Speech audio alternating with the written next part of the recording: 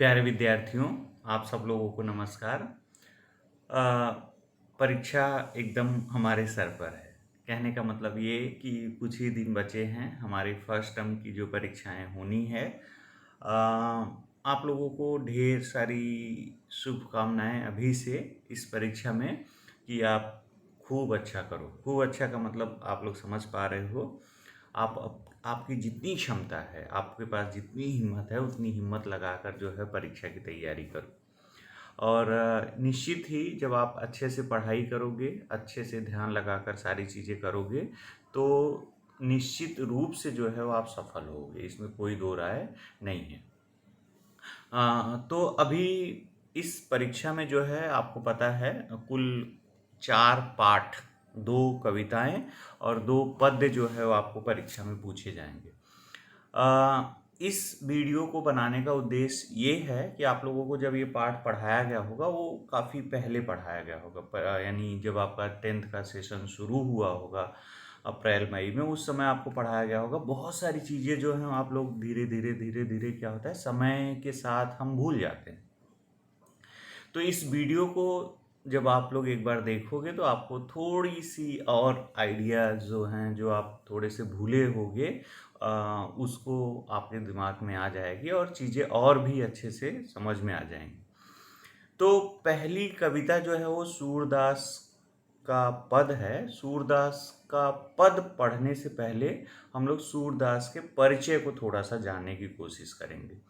सूरदास का परिचय इसलिए जानने की कोशिश करेंगे क्योंकि कुछ प्रश्न जो हैं, जब तक हम परिचय नहीं समझे रहेंगे तब तक उसको समझना थोड़ी सी हमें मुश्किल होती है। जैसे यहाँ पर आप लोग को स्क्रीन पे दिखाई दे रहा है, सूरदास हिंदी साहित्य में भक्ति की सगुण भक्ति शाखा। एक्चुअली भक्ति शाखा जो थी वो दो शाखाओं में विभाजित थी, सगुण और निर्गुण। सगुण का मतलब होता है ऐसी भक्ति शाखा जिसमें रूप, कहने का मतलब है रंग रूप आकार निश्चित होता है, स्पष्ट रूप से उनके आराध्य का जो है प्रतिमा दिखती रहती है। कह सकते हो आप थोड़ा सा कि मूर्ति से संबंधित, यानी गुण जो है आपको दिखाई देगा। निर्गुण में क्या होता है, ऐसे परम ब्रह्म की पूजा की जाती है जिसके जो निराकार होता है, जिसके आकार और प्रकार को जो है वो वर्णन नहीं किया जा सकता है, इस तरह से उनका उल्लेख है। तो वो महान कवि, महाकवि सूरदास जी वात्सल्य रस के सम्राट माने जाते हैं। चूँकि इन पदों में आप वात्सल्य रस के पद नहीं पढ़ोगे, लेकिन चूँकि श्री कृष्ण की बाल लीलाओं को जो है इतने सुंदर ढंग से अगर किसी ने प्रस्तुत किया है तो सूरदास जी हैं। सम्राट माने जाते हैं। सूरदास का जन्म 1478 ईस्वी में रूनकता नामक गांव में हुआ। सूरदास के जन्मांध, अंधे होने को लेकर काफ़ी विवाद है। कई लोग मानते हैं कि वो जन्मांध थे, यानी जन्म से अंधे थे। कई लोगों का मानना है कि वे बाद में अंधे हुए। उस मानने के पीछे तर्क ये है कि सूरदास जी जो हैं इतनी सूक्ष्म चीज़ें जो हैं श्री कृष्ण के प्रति, प्रकृति के प्रति वर्णन करते हैं, जो कि लोगों को थोड़ा सा संशय में डालता है, मतलब डाउट करता है कि इतनी छोटी छोटी चीज़ों का जो है बिना आंखों देखे वर्णन नहीं हो सकता। सुनकर जो है इन खूबियों को नहीं वर्णित किया जा सकता है। ये उनके जीवन से संबंधित चीज़ें आप लोगों को जीवन परिचय में हैं। आप किताब में भी बहुत सारी जानकारी दी गई, इसको मैं थोड़ा सा संक्षिप्त में बताने की कोशिश कर रहा हूँ। इनकी जो कविताएं हैं, सूर सागर, साहित्य लहरी, सूर सारावली बहुत प्रसिद्ध हैं। इनमें से सूर सागर जो है वो काफ़ी प्रसिद्ध है। ये जो आपके पद लिए गए हैं वो इन्हीं पदों से हैं। उन्होंने अपने काव्य में भक्ति भावना, प्रेम, वियोग, श्रृंगार को बड़ी सजगता से चित्रित किया है। ध्यान रखना आप लोग, ये वाले पद जो हैं वियोग के हैं और भक्ति भावना से भी संबंधित पद जो हैं पढ़ेंगे। उन्होंने अपने काव्यों के द्वारा कृष्ण भक्ति की परंपरा को शुरू किया। सूर की भाषा बहुत ही सरल और स्वाभाविक है। उन्होंने अपने काव्यों के लिए ब्रज भाषा का बड़ा ही सहजता से प्रयोग किया। आप लोगों को परीक्षा में ये प्रश्न बनता है कि उनकी काव्य की भाषा क्या है। अब ये पद जो 4 पद दिए गए हैं आपको कक्षा 10th में 10वीं की परीक्षा में, जिसमें से 7 नंबर के प्रश्न अपेक्षित हैं। 7 यानी दोनों पार्ट से। तो आप मान के चलिए कि एक पार्ट से जो है 4 नंबर के कमोवेश प्रश्न तैयार हो सकते हैं। लेकिन ये है कि अगर एक पैसेज पद्यांश जो दिया जाएगा, अगर पद्यांश इस पार्ट से दिया गया तो 5 नंबर का पूरा पार्ट जो है पद्यांश जो है इससे आपसे पूछा जाएगा। इस पाठ में जो 4 पद हैं सूरदास जी द्वारा रचित सूर सागर के भ्रमर गीत से लिए गए हैं। ध्यान रखना, भ्रमर का मतलब है भौरा भौरा, लेकिन यहाँ पर उसको मधुकर भी कहा जाता है। एक प्रश्न पूछा जाता है मधुकर से तात्पर्य क्या है, तो यहाँ मधुकर से तात्पर्य है उद्धव। ये भी आपको समझने की जरूरत है। प्रस्तुत पदों में सूरदास जी ने गोपियों एवं उद्धव के बीच हुए वार्तालाप का वर्णन किया है, जब श्री कृष्ण मथुरा वापस नहीं आते। कहाँ से? गोकुल से। गोकुल से मथुरा जाते हैं और वादा रहता है कि वो लौट कर आएंगे, लेकिन नहीं आ रहे हैं। आते और उद्धव के द्वारा मथुरा या संदेश भेज देते हैं, भिजवा देते हैं, वह वापस नहीं आ पाएंगे। तो उद्धव अपने राजनीतिक चतुराई से गोपियों को समझाने का प्रयास करते हैं, लेकिन उनके सारे प्रयास विफल हो जाते हैं, क्योंकि गोपियां ज्ञान मार्ग के बजाय प्रेम मार्ग में विश्वास करती हैं और अपनी चतुराई के कारण उद्धव को गोपियों के ताने सुनने पड़ते हैं एवं उनके व्यंग का शिकार होना पड़ता है। इससे हम यह तो अवश्य पता चलता है कि गोपियाँ जो थीं उनका श्री कृष्ण के प्रति प्रेम कितना था, उनकी विरह वेदना कितनी थी, उनको तकलीफ कितनी थी श्री कृष्ण के चले जाने की। और तकलीफ एक बात की थी कि श्री कृष्ण चले गए और उन्होंने क्या किया, उन्होंने अपना वादा पूरा नहीं किया, अपनी उन्होंने मर्यादा जो है वो नहीं रखी। श्री कृष्ण गोपियों ने अपनी प्रतिष्ठा, अपनी मर्यादा जो है उनके प्रेम में लगा रखी थी और उन्होंने उसे पूरा नहीं किया। अपने अंतिम पद में सूरदास जी ने हमें राजधर्म का पाठ पढ़ाया है। राजधर्म यानी एक राजा का क्या कर्तव्य होता है उसको बताने की कोशिश किया है। इस प्रकार गोपियां भी तर्क देकर श्री कृष्ण को पाना चाहती हैं, क्योंकि उनसे श्री कृष्ण की विरह वेदना जो है, विरह अग्नि जो है वो सही नहीं जा रही है। पहला पद देखो, बहुत ही सुंदर पद है। उद्धव तुम हो अति बड़भागी। हम लोग ना इसके वीडियो के पीछे जो है बहुत सारे ऑब्जेक्टिव प्रश्न भी देखेंगे। उन ऑब्जेक्टिव प्रश्न में आपको डाउट बहुत सारे आएंगे, तो उन डाउट्स को मैं भी कोशिश करूंगा कि क्लियर करते जाऊं। फिर भी आपको जो डाउट्स आ रहे हैं उसको आप कमेंट में जो है लिख सकते हो। उद्धव उद्धव उद्धव लिखा हुआ है, एक्चुअली सही मतलब अगर आप लोग देखो उद्धव उद्धव तुम हो अति बड़भागी, व्यंग कर रही हैं। गोपियाँ जो हैं उनको चिढ़ा रही हैं, गोपियाँ जो है उनकी ताना ले रही हैं, कह सकते हो। गोपियाँ उनको जो है कह सकते हो कह रही हैं कि तुम बहुत बड़े भाग्य वाले हो, भाग्यवान हो। किसके लिए बात आ रही है? उद्धव के लिए। परीक्षा में प्रश्न बन रहा है इससे कि गोपियों ने किसे बड़भागी माना है, भाग्यवान माना है, भाग्यशाली माना है। तो आप लोग का ऑप्शन वहाँ पर रहेगा उद्धव को। क्या सच सच वो भाग्यवान मान रही हैं? नहीं, वो व्यंग कर रही हैं। परीक्षा में इससे प्रश्न इनर स्किल है, कहने का मतलब छुपी हुई बात है यहाँ पर कि वो व्यंग कर रही हैं। व्यंग यानी ताना कस रही हैं कि तुम बड़े भाग्यशाली हो। क्यों भाग्यशाली हो? हम अभागे हैं। हम अभागे क्यों हैं? हम श्री कृष्ण के प्रेम में पड़ गए हैं, और तुम श्री कृष्ण के पास रहते हुए भी उनके प्रेम से अछूते हो। तुम उनके यानी उनके प्रेम ने जो है तुमको छू नहीं पाया, तुमने उनके प्रेम को पाने की कोशिश नहीं की। अपरस रहत स्नेह तगाते। अपरस विरह अलग, रस यानी कह सकते हो जैसे प्रेम का रस यहाँ पर बात करने की कोशिश कर रहा है कभी। रस अपरस यानी अलग रह रहे हो। अपरस रहत स्नेह स्नेह तगाते, तगा यानी धागा, स्नेह तगाते यानी तुम उस धागे के समान हो जो प्रेम रूपी रस में डुबा दिया जाए तो भी उस धागे में जो है वो क्या होता है, रस नहीं लगता है, तुम उससे विरक्त रहते हो। यानी यहाँ पर प्रेम रूपी धागे किसकी बात की जा रही है, श्री कृष्ण की बात की जा रही है। कहा जा रहा है कि श्री कृष्ण जो है वो क्षमा करें, यहाँ पर जो रस की बात की जा रही है प्रेम रस, और किसके प्रेम रस की बात कर रहे हैं, कृष्ण के प्रेम रस की बात की जा रही है। और धागा किसके लिए प्रयोग में लाया जा रहा है, इस स्नेह धागा जो है वो कह रहा है कि तुम उस अपरस के समान हो जो कि छू नहीं पा रहे हो श्री कृष्ण के प्रेम को, ना ही न मन अनुरागी, और ना ही तुम्हारा मन जो है वो अनुरक्त हुआ है, अनुराग में लीन हुआ है। अनुराग मतलब श्री कृष्ण के प्रेम में लीन हुआ है, ना तो तुमने प्रेम को छुआ है, ना ही तुम्हारा मन जो है वो अनुरागी हुआ है। पुरई निपात रहत जल भीतर, पुरई निपात का तात्पर्य यहाँ पर है कमल के पत्तों से।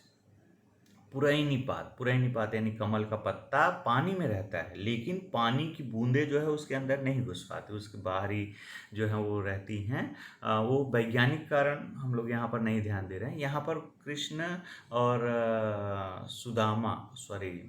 उद्धव के बीच जो रिश्ता है उसको बताने के लिए यहाँ पर कवि ने जो है इस चीज़ों का उदाहरण लिया है। पुरई निपात रहत जल भीतर, जल के भीतर कमल का पत्ता रहता है, लेकिन वो कमल का पत्ता जो होता है उसके ऊपर पानी का कोई असर नहीं पड़ता। वैसे ही तुम श्री कृष्ण के प्रेम में रहे हो, प्रेम के पास रहे हो, लेकिन उनके प्रेम का तुम्हारे ऊपर कोई असर नहीं पड़ा।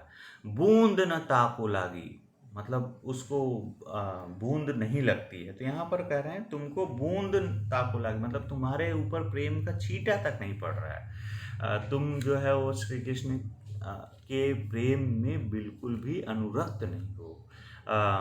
ज्यों जल माह तेल की गगरी, यहाँ थोड़ा सा आपको समझने की जरूरत है।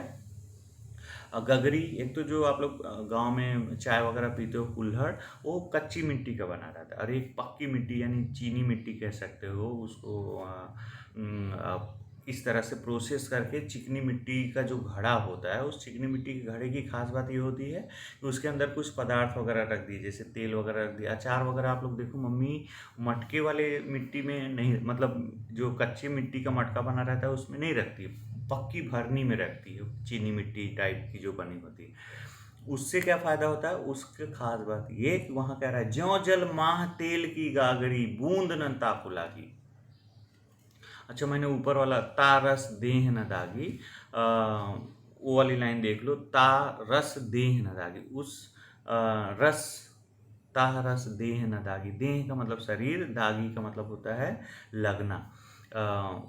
पुरैनी पात रहत जल भीतर, तारस देह न दागी, यानी उस पानी की बूंदों का असर जो है पत्ते पर नहीं होता है। ज्यों जल माह तेल की गागरी, बूंद न ताको लागी, यहाँ पर बता रहा है कि जल की, यानी ज्यों जल माह तेल की गगरी, तेल भरी हुई गगरी के ऊपर पानी की बूंदों का कोई असर नहीं होता। यहाँ पर एक चीज़ समझ पा रहे हो, यहाँ पर वो उद्धव के बारे में बता रही हैं कि उद्धव के मन में जो है बिल्कुल भी प्रेम जो है वो पहुँच नहीं पा रहा है। बूंद न ताको लागी, एक भी बूंद जो है उसके ऊपर नहीं लगता है गगरी के ऊपर। प्रीति नदी मैं पाँव न बोरियों, प्रीति नदी, ये इसमें ना कुछ अलंकार के भी प्रयोग किए गए हैं। इन अलंकारों की चर्चा मैं एक अलग से ही वीडियो बनाऊंगा, उसमें सिर्फ हम लोग अलंकार के बारे में देखेंगे कि कौन कौन से अलंकार की है। प्रीति नदी मैं पाँव न बोरियो, पाँव मतलब पैर, बोरियो मतलब डुबोना। प्रीति नदी यानी प्रीत नदी, प्रीत रूपी नदी, प्रेम की नदी में जो है उद्धव ने अपने पैर नहीं बोरे हैं। दृष्टि न रूप परागी, और श्री कृष्ण की दृष्टि यानी उद्धव की जो दृष्टि है, यानी उनकी श्री कृष्ण के रूप पर क्या होता है, ये गोपियाँ जो है अनुरागी हो जाती हैं, मतलब वो एकदम आप कह सकते हो कि लीन हो जाती हैं। यहाँ पर वही कह रहे हैं दृष्टि न रूप परागी, इनके ऊपर श्री कृष्ण की मोहनी दृष्टि का कोई असर नहीं पड़ रहा है। सूरदास अबला हम भोरी, अब यहाँ पर बड़ी थोड़ी सी कह सकते हो अबला। अबला का मतलब होता है कमज़ोर। हम कमज़ोर नारी हैं। क्यों कमज़ोर नारी हैं? क्योंकि श्री कृष्ण भगवान ने क्या किया है? हमारे साथ छल किया है। क्या छल किया है?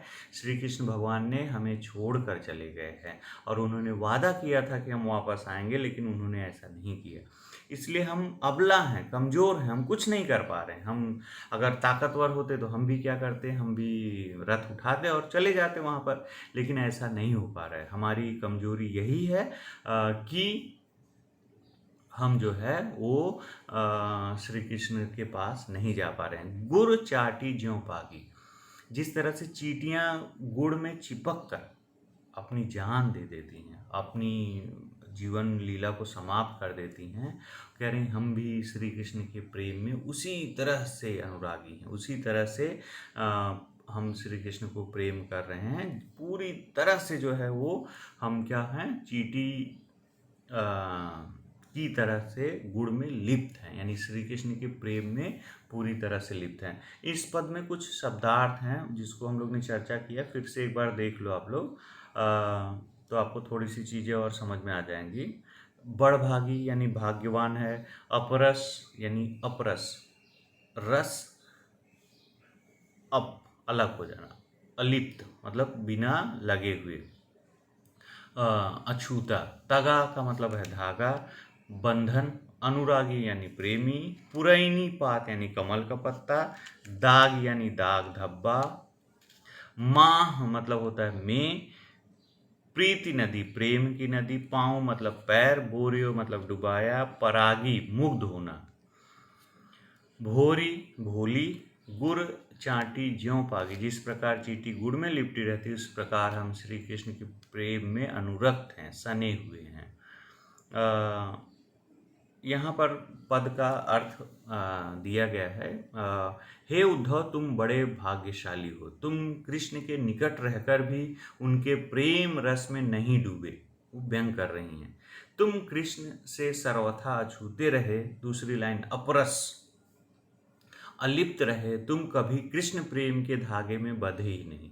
तुम्हारे मन में कृष्ण के प्रति कभी अनुराग उत्पन्न ही नहीं हुआ। दूसरे पद का अगला लाइन जो है, अनुराग, तुम तो कमल के पत्ते के समान हो जो जल के भीतर रहकर भी जल से ऊपर रहता है। इस प्रकार तुम कृष्ण के साथ रहकर भी उनके प्रेम से अलग रहते हो। तुम्हारे शरीर पर कृष्ण प्रेम का कोई दाग नहीं है। गोपियाँ उद्धव पर व्यंग करती हुई एक अन्य उदाहरण देती, जिस प्रकार जल के मध्य रहते हुए भी तेल की गागर पर पानी की एक बूंद नहीं टिकती, तुम भी कृष्ण के साथ रहते हुए कृष्ण के प्रेम का कोई असर तुम्हारे ऊपर नहीं पड़ रहा है। अरे उद्धव, तुमने तो प्रेम की नदी में कभी पैर डुबाया ही नहीं। तुम्हारी दृष्टि उनके रूप पर पड़ी ही नहीं, अतः तुम उनके रूप पर मुग्ध नहीं हुए। तुमने उनको देखा ही नहीं, ध्यान से उनकी मोहनी दृष्टि को देखा ही नहीं, जिससे रूप को देखा ही नहीं जिससे कि तुम उनके ऊपर अनुरागी हो जाते हैं। इस प्रकार अनुरक्त हैं चींटी गुड़ में पक जाती हैं। जैसे चींटियां जो है गुड़ में इस तरह से लिप्त हो जाती हैं कि वो अपनी जान तक दे देती हैं। गोपियों का व्यंग यह है कि वह कृष्ण प्रेम के धागे से नहीं बंधे, अतः विरह वेदना का अनुभव वो नहीं कर सकते। विरह वेदना हमें ही है, हम ही परेशान में मतलब तकलीफ में हैं, जो कि श्री कृष्ण के वियोग को भोग रहे हैं। तुम श्री कृष्ण के पास से रह के भी तुम उनके प्रेम में लिप्त नहीं हुए। दूसरा पद देखो, यहाँ पर अगर ध्यान से देख पा रहे हो, मन की मन ही मांझ रही, मन की बात मन में ही रह गई। कही ये जाय कौन पै उधो, ना ही परत कहीं। उधो किससे कही जाए? कहिए जाय पैन पौ उधो। यहाँ पर ध्यान से अगर देख पा रहे होगे तो गोपियाँ कह रही हैं मन की मन ही मांझ रही। मन की बात, हमारे मन की पीड़ा, मन का दुख जो है वो मन में ही रह गया। कहिए जाय कौन पै उधो, उधो हम किससे कहें, ना ही परत कहीं। अवधि आधार आस आवन की, हमारे मन में जो बात थी कि श्री कृष्ण आएंगे, हम सोचते थे कि जब श्री कृष्ण वापस आएंगे तब हम उन्हें विरह वियोग में झेले गए सारे कष्ट की बातें जो है उन्हें सुनाएंगे। परंतु उन्होंने निराकार ब्रह्म अवधि आधार आस आवन की, हमारे मन में जो बात थी कि वो श्री कृष्ण आएंगे, लेकिन वो जो है वो आए नहीं। अवधि का मतलब होता है समय, आधार का मतलब होता है आधार, आवन का मतलब होता है आने, आगमन। अगला है नाही तन मन बिथा सही। बिथा सही का मतलब है तन मन, तन यानी शरीर, मन यानी मन, बिथा यानी व्यथा, सही में यानी जो हम लोगों ने दुख सहा है। वो सोच रही थी कि अगर वो आते श्री कृष्ण तो हमने जो विरह की वेदना सही है, जो हमने तकलीफ सहा है, उस तकलीफ को क्या करते, उन्हें बताते। अब इन जोग संदेश सुनी सुनी विरहनी विरह दही। विरहाग्नि जो है, विरह की जो पीड़ा है, विरह की जो तकलीफ है वो और बढ़ गई है। क्यों और बढ़ गई है? हम अभी तक तो इस उम्मीद में जी रहे थे, इस आस में जी रहे थे कि श्री कृष्ण आएंगे और हम अपने मन की दुख, जो पीड़ा हमने सहा है, उस पीड़ा को जो है व्यक्त करेंगे। लेकिन यहाँ पर श्री कृष्ण ने क्या किया? खुद आने के बजाय उन्होंने योग संदेश भेजा है। अब इन योग संदेश ने, इस योग संदेश से क्या होगा? हमारा मन और विचलित हो गया, हमारे मन की पीड़ा और बढ़ गई। चाहत हुती गुहार जीत ही तय उत तय धार बही। यहाँ पर देखो कुछ शब्द हैं, अगर ध्यान से देख पा रहे होगे। चाहती हुती, हुती का मतलब थी, गुहार का मतलब रक्षा के लिए पुकारना, जीत ही तय, चाहती हुती गुहार जीत ही तय, वहीं से, जीत ही तय मतलब वहीं से, उत, उत मतलब उधर, तय, तय मतलब से, धार यानी लहर, बही, धार बही का मतलब है, यहाँ पर बताना चाह रही हैं गोपियाँ बहुत ही सुंदर शब्द से कि अभी तक जो है हम लोग क्या कर रहे थे, उनकी विरह में जल रहे थे। किस विरह में? वियोग था कि श्री कृष्ण जो हैं वो आएंगे, लेकिन श्री कृष्ण ने क्या किया? वो योग संदेश भेजा। चाहती होती गुहार जित ही तय, हम जिस स्थान से उम्मीद कर रहे थे कि वहाँ से प्रेम का संदेश आएगा, वहाँ से हमें सहायता मिलेगी, चाहती होती गुहार जित ही, सहायता मिलने की जो आशा थी, जहाँ हम अपनी रक्षा के लिए पुकार लगाना चाहते थे, अब उसी स्थान से योग रूपी संदेश आया। उततय धार बही, योग रूपी संदेश आया। संदेश जो है वो किस चीज़ का था? कि अब वो श्री कृष्ण नहीं आएंगे, आपको जो है योग लीला में रहना है, ये हमारे प्राण लेकर ही रुकेगी। उततय धार बही सूरदास अब धीर धरहि क्यों।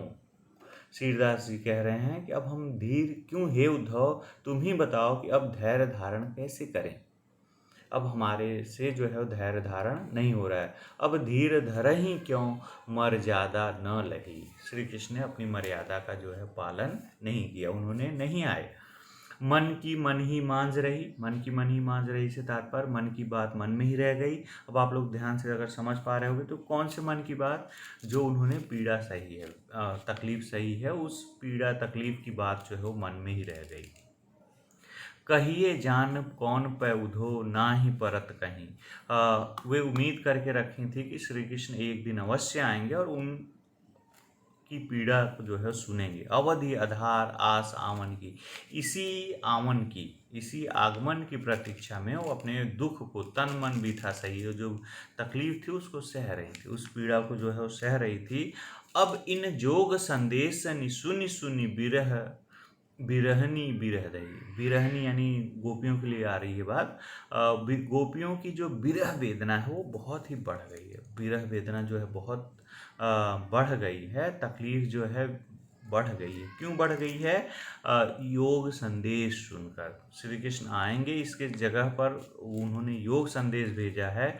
चाहती होती गुहार जीते ही, हम तो अपने दुख को जो है श्री कृष्ण से बताना चाहते थे। चाहत हुती गुहार जितहि, वहीं से उतते धार बही, वहीं से योग का संदेश आ गया। सूरदास अब धीर धरहि क्यों, मर्यादा न ली। सूरदास अब आप ही बताओ, कहने का मतलब सूरदास पद लिख रहे हैं कि अब गोपियाँ कह रही हैं कि अब मर्यादा, अब धैर्य हम कैसे रखें। हमारा जो धैर्य रखने का आधार था कि श्री कृष्ण आएंगे, उन्होंने ही हमें संदेश भेजा है कि वो नहीं आएंगे। अब हम धैर्य कैसे रखें। अब हमसे धैर्य नहीं रखा जाता। क्यों नहीं रखा जाता। मर्यादा न लही, श्री कृष्ण ने जो है वो मर्यादा का पालन नहीं किया है। मांझ मतलब मध्य अवधि यानी समय, आधार यानी आधार, आवन आगमन, बिथा व्यथा, बिरहिनी वियोग में जीने वाली, बिरह दही वियोग में जल रही हैं, हुंती यानी गुहार लगा रही हैं, रक्षा के लिए पुकार रही हैं, जीत ही का मतलब जहाँ से, उत उधर, धीर धैर्य, मर्यादा मर्यादा, प्रतिष्ठा, न रही सॉरी लही मतलब नहीं रही। यहाँ पर उसी का अर्थ दिया गया। अगर ध्यान से आप लोग देखोगे, गोपियाँ स्वीकारती हैं कि उनके मन की अभिलाषा मन में ही दब कर रह गई। वह कृष्ण के समक्ष अपने प्रेम की अभिव्यक्ति नहीं कर पाई। हमने वह प्रेम की बात कही ही नहीं गई, यानी हम प्रेम की जो बात कहने वाले थे मन में ही दबा कर रह गए। पता नहीं कोई इसे कैसे कह पाता। हम उनके आगमन की अवधि, हमारे मन की प्रेम की बात जो थी वो श्री कृष्ण को कहना चाहते थे, लेकिन उसके पहले ही श्री कृष्ण जो है वो चले गए, गोकुल से मथुरा की तरफ चले गए, और हमने अपने प्रेम मन की बात जो है वो मन में ही रह गई, नहीं कह पाए। हम उनके आगमन की प्रतीक्षा को गिन गिन कर अपने तन मन की व्यथा को सह रहे थे। हम तो प्रतीक्षारत थे, यानी हमें उम्मीद थी कि श्री कृष्ण आएंगे। तुम जब आए तो हमें अंदाज़ा लगा कि तुमने संदेशा लाया होगा श्री कृष्ण के आगमन का, लेकिन तुमने तो अलग ही संदेशा दिया। क्या संदेशा दिया। आपने योग का संदेश सुनाया। इसे सुनकर हमारी जो विरह पीड़ा थी वह और बढ़ गई। हम तो पहले ही वियोगिनी थी, तुम्हारे योग के उपदेश ने हमें विराग्नि में और जलाकर मार दिया। जिस और हम पुकार करना चाहते, जिससे हम अपना दुख कहना चाहते थे, उसी ने क्या किया, योग का संदेश दिया। ये और तकलीफ की बात है। नहीं, जो दुख का कारण है, योग का संदेश जो हमें मिल रहा है वही दुख का कारण है। हमें प्रेम का संदेश चाहिए था, लेकिन उसकी जगह योग का संदेश आ रहा है, और योग का संदेश भेजने वाला और कोई नहीं है, वही है जिससे हम प्रेम करते थे। कहने का तात्पर्य है कि श्री कृष्ण को जो है वो कह रही हैं कि उन्हीं की वजह से हमारी विरह वेदना जो है वो बढ़ रही है, क्योंकि वो खुद न आकर उन्होंने क्या किया है, योग का संदेश दिया है। हम तो तुमसे अपनी व्यथा की गुहार लगाना चाहती थी, और तुमने प्रेम धारा के स्थान पर योग संदेश की धारा बहा दी। कह रहे हैं ना, जब उद्धव आए तो वो सोची कि ये प्रेम का संदेश लेकर आई होंगी, या श्री कृष्ण ने इनको भेजा होगा कि जाओ उद्धव से पूछ कर आओ कि गोपियों की समस्याएं क्या है। तो गोपियों ने सोचा कि शायद उद्धव जो है वो संदेश लेकर आए होंगे, संदेश हमारा लेकर जाने वाले होंगे।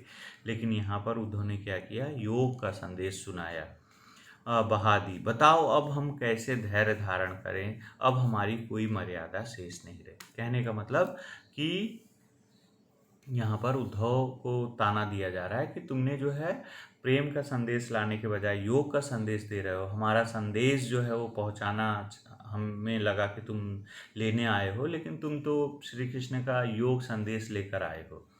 अगला पद देखो, तीसरा पद है, काफ़ी सरल पद है। हमारे हरि हारिल की लकड़ी लकड़ी। हारिल पक्षी के बारे में आप लोग को पता होगा कि हारिल पक्षी एक ऐसा पक्षी है जो बहुत ऊंचाई तक उड़ता है, और उड़ने पर जो है उसकी खास बात ये है, अपने पैरों में छोटा तिनका जो है वो लिया रहता है, तो उस तिनकों को जो गिरने नहीं देता। यानी बहुत ही उसको तिनके और उस हारिल की लकड़ी में अनन्य संबंध है। मन क्रम वचन नंद नंदन उर। हमारा जो मन है, हमारा जो कर्म है, हमारा जो वचन है, सब कुछ जो है वो श्री कृष्ण का हो गया। यह ध्रुण करी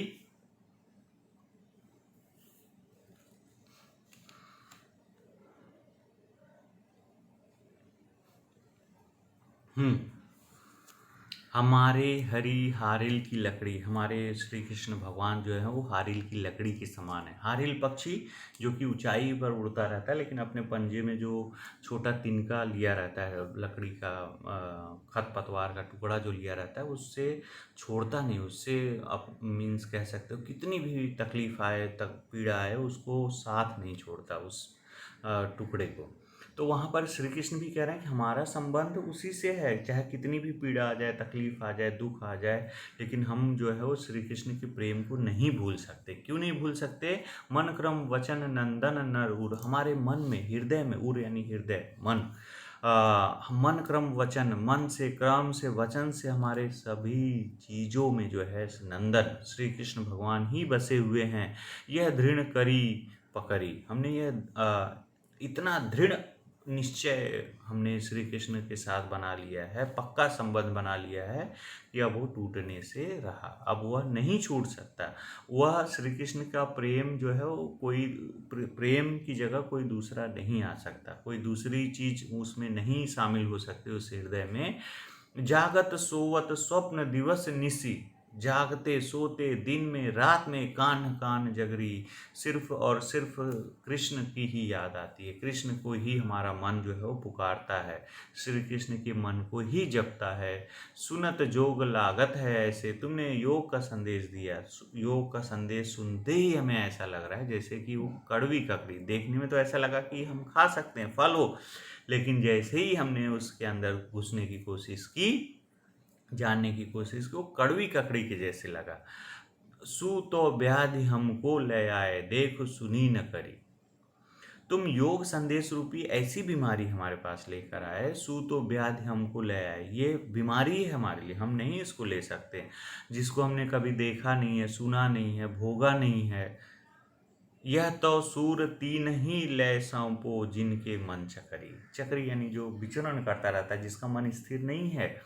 लेकिन गोपियाँ कह रही हैं हमारा मन स्थिर है, हम जो है श्री कृष्ण के प्रेम में लीन हो गए, हमारा मन यहाँ वहाँ नहीं भटक रहा है, हम सिर्फ और सिर्फ श्री कृष्ण के प्रेम में लीन हैं। इसलिए तुम इस योग रूपी संदेश उन लोगों को दो जिनका मन जो है अस्थिर है, मतलब यहाँ वहाँ भटक रहा है, उसको दो। जिसका मन चक्री के समान, चक्री समझ रहे हैं ना, चक्री के समान यहाँ वहाँ घूम रहा है, उसको दो। हमें योग संदेश की कोई भी आवश्यकता नहीं है। शब्दार्थ यहाँ पर अगर आप लोग देख रहे होगे तो हरि यानी कृष्ण, हारिल यानी एक पक्षी जो अपने में पैरों में सदैव एक लकड़ी लिए रहता है, उसे छोड़ता नहीं। नंद नंदन श्री कृष्ण, उर पकड़ी हृदय में पकड़ लिया है। दिवस दिन, नीसी मतलब रात, जगरी यानी रटती रहती हैं हम लोग, करुई यानी कड़वी, सु यानी वह व्याधि बीमारी, करी भोगा तीन ही यानी उनको, मन चक्री जिनका मन स्थिर नहीं रहता है। ये पद हैं। इसका अर्थ आप लोग ने एक बार फिर से देख लो क्या है। गोपियां उद्धव से कहती कि हमारे कृष्ण तो हमारे लिए हारिल पक्षी की लकड़ी के समान है। जिस प्रकार हारिल पक्षी लकड़ी के आश्रय को नहीं छोड़ता, उसी प्रकार हम कृष्ण का आश्रय नहीं छोड़ सकती। हमने अपने प्रिय कृष्ण को मन वचन क्रम अर्थात पूरी तरह से, पक्की तरह से पकड़ रखा है। हमने तो सोते जागते दिन में रात में कृष्ण कृष्ण की रट लगाए रहते हैं, अर्थात हम तो पूरी तरह से कृष्णमय हो गए हैं, कृष्ण भगवान में लीन हो गए हैं। उन्होंने गोपियों को जो योग का उपदेश दिया था उसके बारे में उनका यह कहना है कि यह योग सुनते ही कड़वी ककड़ी के समान लगता है, इसे नहीं निगला जा सकता, यानी स्वीकार नहीं किया जा सकता है। तुमने योग रूपी हमें ऐसी बीमारी दी जो कि हमने कभी ना तो देखा है, ना ही सुना है, और ना ही उसका उपभोग किया है। तुम इस योग रूपी संदेश को उसको दे दो जिसका मन चक्री के समान घूमता है, यानी स्थिर नहीं है। चौथा पद देखो, सुंदर पद, हरि हैं राजनीति पढ़ आए। हरि यानी श्री कृष्ण कह रही हैं अभी वो राजनीति पढ़ लिए, चतुराई की बातें उन्होंने समझ ली हैं। समुझी बात कहत मधुकर के, यहाँ एक मधुकर शब्द आया, ध्यान रखना है आप लोगों को। मधुकर यानी एक्चुअली भौरा होता है, लेकिन यहाँ उद्धव के लिए प्रयोग में लाया जा रहा है कविता में। समुझ बात कहत मधुकर के, समाचार सब पाए, तुमने सब समाचार हमें जो है वो ला के दिया। एक अति चतुर होते पहले से ही वो चतुर थे, उनकी चतुराई पूरे जग में प्रसिद्ध थी। जब वो बचपन में थे तो वो अपनी चतुराई के कारनामे यहाँ दिखाया करते थे। समुझी बात कहत मधुकर के, समाचार सब पाए, एक अति चतुर होते पहले ही, अब गुरु ग्रंथ पढ़ाए। अब उन्होंने क्या किया है, और चतुराई की किताब पढ़ ली है। एक अति चतुर होते पहले ही चतुर थे, अब उन्होंने चतुराई का पाठ भी पढ़ लिया, कब किताब भी पढ़ लिया है। बढ़ी बुद्धि जानी जो उनकी, योग संदेश। अच्छा, योग संदेश इसीलिए भिजवाया है क्योंकि उन्होंने क्या किया है, चतुराई का पाठ पढ़ लिया, चतुराई की किताब पढ़ लिया है, गुरु ग्रंथ पढ़ लिया है चतुराई वाला। उद्धव भले लोग आगे के, पर हित डोलत धाय। उद्धव पहले के लोग अच्छे थे, बहुत भोले थे, कहने का मतलब दयावान थे, जो कि किसी का पीड़ा दुख तकलीफ सहकर दौड़े आते थे। अब अपने मन फेर पाही, अब तो अपने ही मन फेर लेते हैं, अपने ही सहयोग नहीं करते, यानी ताना कर रही हैं, कृष्ण को बता रही हैं कि हम इतने दुख में हैं, वो हमारे ही हैं, और वो हमें हमारी रक्षा करने के लिए, हमारे दुख को कम करने के लिए नहीं आ रहे हैं। चलत जू होते चुराए, अपना मन जो है वो यहाँ से जाते समय हमारा मन वो चुरा कर लेकर गए। अब अपने मन फेर पाइए, अब हम जो है अपना मन कैसे जो है वो हटाए। उन्होंने जो है कह सकते हो हमारा चित्त जो है अपने साथ लेकर चले गए। जे और अनिति छुड़ाए, जे क्यों अनिति करे आपुन, वो ऐसी अनीति क्यों कर रहे हैं, कहने का मतलब हमारे विरह को शांत क्यों नहीं कर रहे हैं, हमारे पास जो है योग संदेश उन्होंने भेज कर जो हमारी विराग्नि को बढ़ाया, ऐसा क्यों कर रहे हैं, अनीति क्यों कर रहे हैं। वो तो नीति का पाठ पढ़ाते हैं। जे और अनीति छुड़ाए, दूसरों की अनीति दुख दूर करते हैं, दूसरों के बुराइयों को कम करते हैं, वो क्यों ऐसी अनीति कर रहे हैं। राज धर्म तो यही सूर जो प्रजा न जाय सताए, राजधर्म तो यही कहता है कि वहाँ की प्रजा जो है वो सताई न जाए। राजधर्म के अनुसार जो है हम उनकी प्रजा हैं, वो राजा हैं, तो उनको हमारे दुख को जो है ध्यान रखना चाहिए, और दुख में जो पीड़ा है हमें उस पीड़ा से मुक्ति देनी चाहिए। शब्दार्थ ध्यान से अगर देख पा रहे होगे तो मधुकर यानी भौरा, ध्यान रखो, लेकिन यहाँ मधुकर किसके लिए प्रयुक्त हुआ है, याद रखना आप लोग, उद्धव के लिए। हुते यानी थे, पठाए यानी भेजे, परहित यानी दूसरों के कल्याण के लिए, डोलत धाय मतलब फिरते थे, आते थे, डोलते हुए आते थे, फिर से, पाहिए पा लेना, अनीति का मतलब है अन्याय।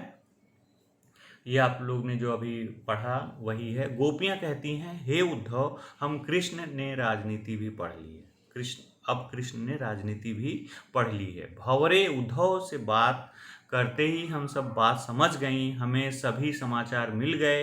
एक तो कृष्ण पहले से ही चतुर थे, अब और ग्रंथ भी पढ़ लिए हैं, अब उनकी बढ़ी हुई बुद्धि का ही प्रमाण है कि उन्होंने हमारे लिए योग का संदेश भेजा है। आगे के लोग भी बड़े भले थे जो परहित के लिए चले आते थे। अब हम अपने मन को फिर से पालेंगे, जिसे किसी और कृष्ण ने चुरा लिया था। वह हमारे ऊपर अन्याय क्यों करते हैं, जिन्होंने दूसरों को अन्याय से छुड़ाया। श्री कृष्ण के लिए कह रही हैं गोपियाँ उद्धव को राजधर्म की याद दिलाती हैं कि राजधर्म यह कहता है कि अपनी प्रजा को जो है वो सताना नहीं चाहिए। यहाँ पर गोपियाँ संक्षेप में क्या कह रही हैं कि श्री कृष्ण जो है राजनीति पढ़ लिए, पहले से चतुर थी, अब ये और चतुर हो गए, उन्होंने जो है योग का संदेश भेजा है, और ताना कर रही हैं कि उन अनीति क्यों कर रहे हैं, अनीति तो वो हटाते थे, अनीति दूर करते थे, अनीति क्यों कर रहे हैं। और फिर वो लास्ट में कह रही हैं कि राजधर्म ये होता है, वो राजा हैं तो उनका धर्म ये है कि उन्हें प्रजा की रक्षा करनी चाहिए, लेकिन वो ऐसा नहीं कर रहे हैं। अब हम लोग ना प्रश्न को एक बार जल्दी जल्दी देख लेते हैं। कुछ प्रश्न हैं, उद्धव कृष्ण का कौन सा संदेश लेकर आए हैं, ABCD आप लोगों को ध्यान से दिख रहा होगा, तो आपको स्पष्ट रूप से पता है कि कौन सा है। इसमें C योग संदेश होगा। उद्धव के व्यवहार की तुलना किसके पत्ते से की गई है, ध्यान रखना, एक ही पूरे पद में, चारों पद में एक ही पत्ते की बात की गई है, कमल के पत्ते की। गोपियों को अकेला छोड़कर कृष्ण कहाँ चले गए थे, कहाँ से कहाँ चले गए थे वो पता है आपको, ब्रिज, द्वारका, मथुरा, वृंदावन, तो सही उत्तर आपको पता है C। गोपियों को कृष्ण का व्यवहार कैसा प्रतीत होता है? उदार छल, कृष्ण का व्यवहार ध्यान रखना। तो उन्होंने छल किया, क्या छल किया कि वो आएंगे, गोपियों की विरह पीड़ा को कम करेंगे, लेकिन उन्होंने क्या किया, उसके स्थान पर योग संदेश दिया। तो बी छल पूर्ण जो है वो सही है। कृष्ण की संगति में रहकर भी कौन उनके प्रेम से अछूते रह गए? गोपियों को प्रेम था, राधा को भी प्रेम था, उद्धव को ही प्रेम नहीं था। गोपियाँ स्वयं को क्या समझती हैं? क्यों समझती हैं? आपको मैंने बताया पाठ पढ़ाते समय, अबला क्यों समझती हैं? क्योंकि निर्बल और अबला का लगभग मतलब एक ही होता है, दोनों नहीं देना चाहिए, लेकिन अबला करेक्ट है।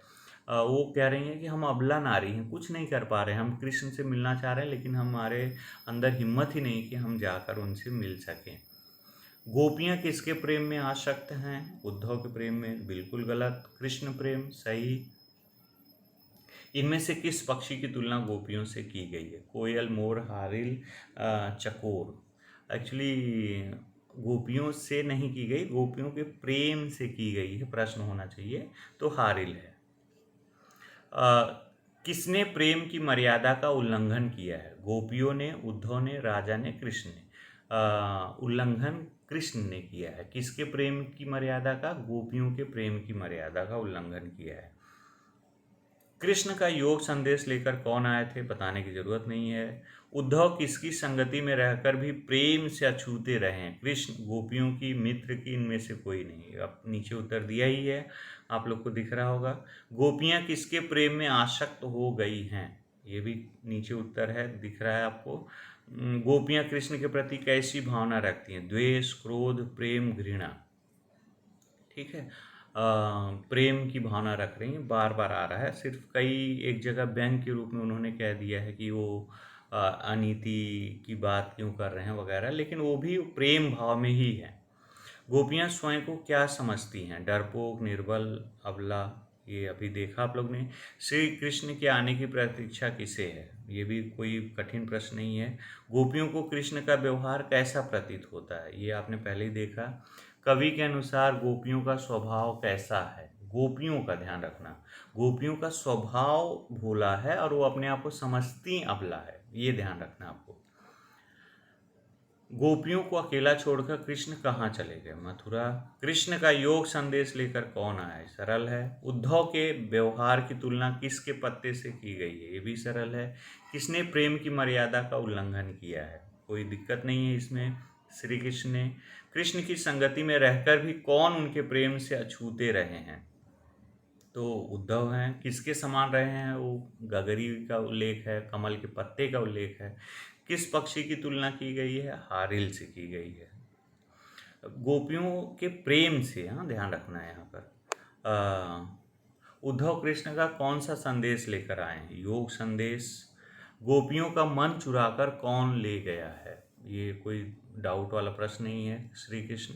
सूरदास के अनुसार सच्चा राजधर्म क्या है? अनीति से दूर करना, प्रजा से कर लेना, प्रजा का हित करना। ये सबसे बड़ा काम है, प्रजा का हित करना। सूरदास के उपास्य देव श्री कृष्ण। श्री कृष्ण के मित्र का क्या नाम है जो गोपियों को योग का संदेश देते हैं? उद्धव है। उद्धव को बड़भागी किसने कहा? ये प्रश्न आता है, हाँ ध्यान रखना। श्री कृष्ण ने नहीं कहा है, यशोदा ने नहीं कहा है, नंद ने नहीं कहा है, कंस ने नहीं कहा है, गोपियों ने कहा है। गोपियों ने किसके प्रति अपना प्रेम भाव व्यक्त किया है? श्री कृष्ण के प्रति। प्रीति नदी किसके लिए प्रयोग की गई है? किया गया है प्रीति नदी। प्रीति नदी जो है उसमें तुमने पैर नहीं रखा, श्री कृष्ण के लिए रखा गया है। प्रीति नदी यानी श्री कृष्ण भगवान, उनको मान लिया गया है, तो इसलिए यहाँ पर रूपक अलंकार होगा, ये भी ध्यान रखना आप लोग। प्रथम पद में आपने आपको भोली और अबला समझती हैं गोपियाँ, कोई दिक्कत नहीं है। गुर चाट ज्यों पागी, इस पंक्ति में गुर अर्थात गुण किसके लिए कहा गया? गुण श्री कृष्ण के प्रेम के लिए कहा गया, कि जैसे उसमें विरक्त हैं वो, यानी उसमें लीन है उसमें गोपियाँ। मन की मन ही मांझ रही का अर्थ है, मन की बात मन में ही रह गई। गोपियाँ कौन सी बात किसे बताना चाहती थी? अपने मन की बात श्री कृष्ण को बताना चाहती थी। उद्धव गोपियों को कौन सा संदेश देता है? ये आप लोग देख लीजिए, बहुत सरल प्रश्न है। गोपियों ने हरि श्री कृष्ण की तुलना किससे की है? गिद्ध से, बाज से, हारिल से। गोपियाँ सोते जागते दिन रात किसका ध्यान रखती हैं? ये भी श्री कृष्ण का है। गोपियाँ कड़वी ककड़ी किसे कह रही? योग श्री कृष्ण ककड़ी को, श्री कृष्ण को, यशोदा को उद्धव द्वारा दिए गए योग संदेश को ध्यान रखना है इसको। मन चक्री से क्या अभिप्राय है? मन की अस्थिरता, जो मन घूमता रहता है, स्थिर नहीं रहता किसी।